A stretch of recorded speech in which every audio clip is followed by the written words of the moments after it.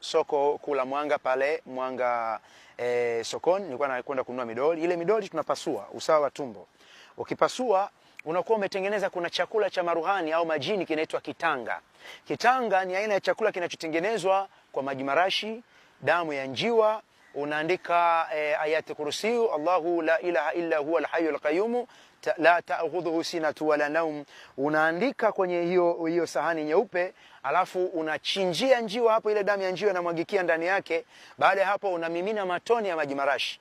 Unatumia ile damu ya njiwa na matone ya maji marashi kufuta yale maandishi yaliyoandikwa hapo. Wakati huo umeshawaita mashetani, unaweza kuwaita mashetani aina ya salsal, ni mashetani wa moto. Tunaita ni jinu annaru, mashetani wa moto, au afriti minal jinni, mashetani wa maangamizi. Kwa hiyo unafuta, alafu kisha ile damu na yale maji unatia kwenye tumbo la mdoli, unashona. Kushona kwake sio kushona kwa sindano. Kushona kwake manake unapotia na kutamka yale maneno ya manuizo unayotaka wewe, wale mashetani walioingia kwenye tumbo la mdoli wafanye, panajifunga, panajishona. Kwa hiyo ile midoli unaichukua, unatia kwenye begi. Baada ya hapo nilikuwa naondoka sasa na kwenda hospitali ya Rufani pale Maweni Kigoma, naingia leba, nachukua watoto ambao wamezaliwa, ni watoto wadogo kabisa, na wachukua. Lakini unawachukuaje? Naenda kwenye mazingira ya kutokuonekana. Ukienda unaonekana, huwezi kuingia wodi za wakina mama, huwezi kuingia mwanamume. Lakini nilikuwa naenda kwa uwezo niliokuwa nao, kwa sababu mtu anaweza akatembea bila kuonekana kwa namna mbili. Namna ya kwanza ni kuacha mwili ndani, alafu unaondoka. Namna ya pili ni kuondoka na mwili wako. Kwa vitu hivi vyote mimi nilikuwa naviweza, nilikuwa naweza kufanya namna hiyo. Kwa niliondoka na mwili wangu, sikuacha mwili mpaka hospitali ya Rufani. Nilipofika pale, nilikuwa nachukua mtoto. Yule mtoto namtia kwenye begi, alafu nachukua mdoli naweka badala yake. Ile tendo la kubadilisha, mama aliye kwenye kitanda au kama kuna nesi hapo, yeye anachoona, anaona mtoto bado yupo, lakini yule jini aliye ndani ya yule mdoli anachukua sura ya yule mtoto, kwa anakuwa na uhai, ana sura ya mtoto, analia, mtoto halisi nimemchukua, kinachobaki pale ni mdoli. Ndio pale sasa unakuta huyu mama anaweza akaruhusiwa akatoka, naenda na mtoto. Baada ya siku ya kwanza, ya pili, wiki ya kwanza, homa inapanda, mtoto homa inakuwa kali. Baada ya hapo mtoto anakufa. Yule shetani ameshakamilisha kazi yake. Mimi nimeshachukua mtoto ninayemtaka kwenda kumtoa kafara. Shetani yule muda wake ukiisha, anaondoka. Kuondoka kwake ni kusababisha tatizo. Unahisi mtoto ana homa, labda homa kali imepanda, au kifafa cha utoto kimemuua mtoto. Wewe unazika, kumbe umezika mdoli, mtoto ameshachukuliwa na waganga. Hiyo ndio nilikuwa ninafanya. Sasa nilikuwa nikiwachukua na kwenda kuwatoa kafara. Pale Kigoma kwenye ziwa Tanganyika, upande wa Kibirizi, kulikuwa kuna jiwe linaitwa Nondwa. Kwenye ile jiwe, juu ya ile jiwe, ile ilikuwa ni madhabahu ya wachawi wa mji wa Kigoma. Ndio mahali pale ndio kafara zote zilikuwa zinatolewa hapo. Eneo la pili lilikuwa ni Bulega. Kwa hiyo niliwapeleka watoto pale. Unamponda mtoto na jiwe, mtoto akiwa mzima analia. Hiyo ndio kazi ya uganga nilikuwa ninafanya. Kwa hiyo unamponda na jiwe, kwa sababu kile kitendo kinawafurahisha wale mashetani. Baada ya hapo sasa, kikao cha mwisho wa mwaka, kila mwisho wa mwaka huwa kuna vikao vya wachawi na waganga. Wanakaa, wanatathmini kazi ya mwaka.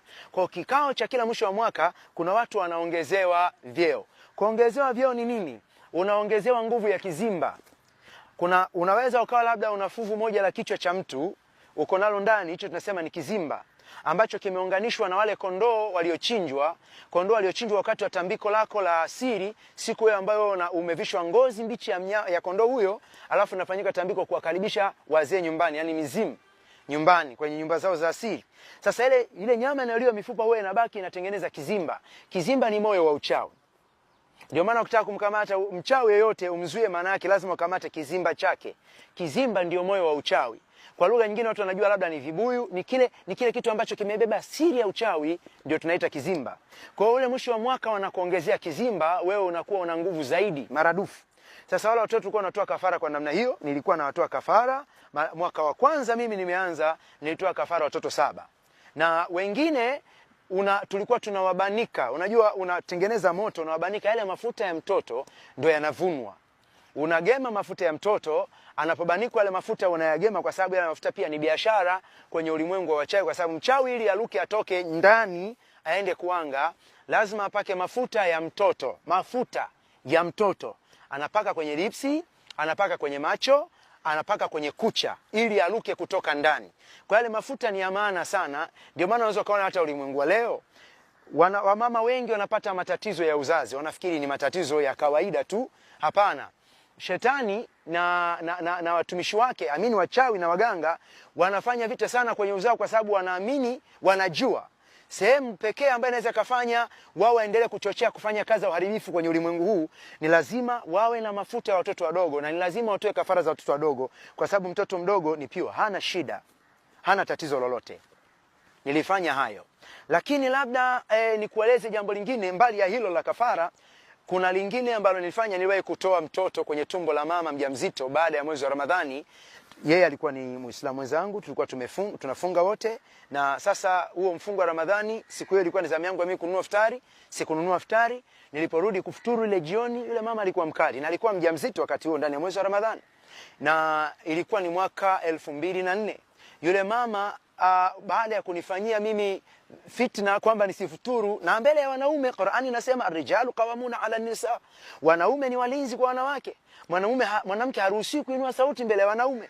Alinidhalilisha mbele ya mumewe na watu wengine, kwa sababu tulikuwa tunapata iftari ya ujamaa. Sasa baada ya kuona udhalilishaji ule, nikasema nitamkomesha baada ya mfungo wa Ramadhani, kwa sababu kwa kawaida Ramadhani huwa vilinge vyote vya uganga vinafungwa, kwa sababu Qur'ani inasema wama khalaqtu jinni wal insi illa liya'budun. Mwenyezi Mungu hakuwaumba wanadamu na majini isipokuwa wapate kumwabudu. Kwa hiyo sisi tulikuwa tunaamini kabisa kwamba hata wa majini nao kwenye mfungo wa Ramadhani na wako kwenye funga, kwa lazima tufunge vilinge, kwa sababu hakuna kazi inaweza kufanyika, wote tunakuwa tuko kwenye saumu. Baada ya kufungulia Ramadhani, nilichukua tu kaniki, nilichukua na kipande cha nguo yule mama, nikaenda kwenye kichuguu, nilifunga mafundo matatu. Ndio ukisikia uchawi wa mafundo, huo ndio uchawi wa mafundo. Nilitengeneza uchawi wa mafundo kwenye kichuguu, nikaanza kusoma dua. Wakati huo nimechinja kuku mwenye manyoya ya rangi nyeusi, damu yake ikamwagika kwenye shimo la kichuguu. Nikanuiza kwamba mama yule na mtuma huyu shetani, mtoto aliye tumboni, amlete awe kafara ya mizimu inayonitumikisha mimi, na nyinyi mashetani mwende tumboni mgeuke udongo. Kwa wale mashetani kweli walikwenda kwenye tumbo la yule mama. Yule mama muda wa kujifungua ulipitiliza, miezi 12 ilifika. Baada ya miezi 12, wakati huo ulipofika, alisikia uchungu, kujifungua, alikuwa anapush udongo, na ilitokea tukio hilo hospitali ya rufani ya Maweni. Kwa hiyo haya ni mambo ambayo niliyafanya nikiwa mganga. Lakini namna gani ambayo niliokoka? Mimi nimeokoka mwaka 2008, lakini tukio lililosababisha niokoke lilianzia 2006. Mwaka 2006 walikuja wahubiri kutoka Dar es Salaam, walikuja Kigoma, na wao walikuja kuhubiri injili ya kuwafikia Waislamu. Wakati wamekuja mkoa wetu wa Kigoma, ilikuwa ni mara ya kwanza kuwasikia Wakristo wanaichambua Qur'an, wanachambua hadithi za Mtume Muhammad, alafu wanatuhusia Waislamu kuja kwenye Ukristo na kuonyesha madhaifu ya imani ya Kiislamu. Ilikuwa ni mara ya kwanza.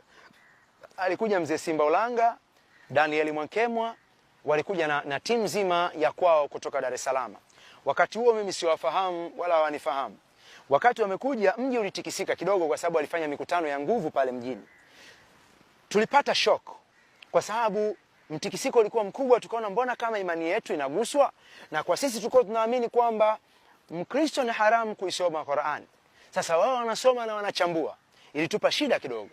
Tukaamua kupanga mikakati ni namna gani tutawazuia hawa watu wasiendelee na hili shambulio la imani. Si kwamba wao walikuwa wa kwanza. Wakati huo mimi bado Muislamu, kulikuwa na mashehe wengi wanakuja wanahubiri habari ya Wakristo, tena wanatumia Biblia, ni mashehe wanawahusia Wakristo kuja kwenye Uislamu. Kwa si kwetu ilikuwa ni ngeni Wakristo kuwahusia Waislamu tena kupitia Qur'ani waje kwenye Uislamu. Tulichoamua kufanya sasa, tuliwatumia marafiki zetu ambao pia ni Waislamu. Qur'ani inasema almu'minun akhuhul mu'minun, kwamba Waislamu ndugu zao ni Waislamu. Almu'min akhuhul mu'min, Muislamu ndugu yake ni Muislamu. Walmu'minuna walmuslimuna kulluhum ikhwani, wale wote wenye kumwamini Allah na hao wanaosema ni Waislamu, hao ndio ndugu. Kwa hiyo tuliwaomba, tulikuwa na rafiki zetu, mmoja alikuwa anaitwa ni marehemu sasa hivi, Yesu amlaze mahali apendapo, alikuwa anaitwa Rajab Malanda. Yeye tulimuomba kwamba tusaidie kuongea na uongozi wa ulinzi na usalama kuzuia mkutano ule, kwa sababu ulikuwa unatukera. Ilishindikana kwa sababu wachungaji walisimama, walikuwa strong. Wale watu walianzia kule Ujiji wakaja hapa Mwanga kanisa la Moravian. Kwa hiyo wakati sisi tunaendelea kufanya jitihada mbalimbali ikawa inashinda